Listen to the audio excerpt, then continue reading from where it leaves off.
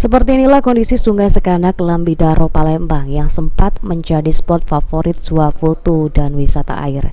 Kini lokasi wisata Sungai Sekanak Lambidaro yang berada di Jalan Merdeka, Kecamatan Ilir Barat 1 Palembang, nampak tidak terawat dan terabaikan.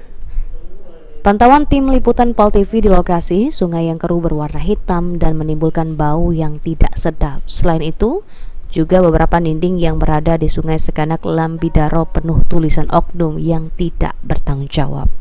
Menurut keterangan Yus, warga sekitar, sejak beberapa bulan lalu sungai ini sudah tidak terawat dan terbengkalai.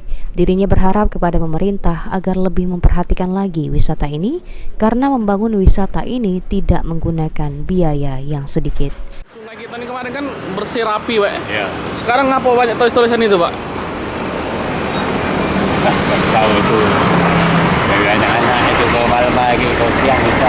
Oh, banyak awang ini, Pak, ya. Padahal sudah keruan itu, Pak. Sungai juga kapal itulah tenggelam kotor itu, Pak. Sejak kapan itu, Pak? Ya, berapa bulan yang lewat. Kan dulu dia. Satu yang dibawa. Siko itu memang cek itu, Pak.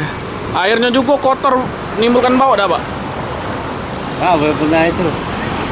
Biasa pasang banyak ini kan berapa hari tidak pernah pasang kan. Bulan ini musim kemarau. Oh, kalau kapal itu artinya berbulan-bulan tenggelam di situ, Pak. Ya. Harapan kita cak mana, Pak, terhadap Sungai Lambidaro ini, Pak?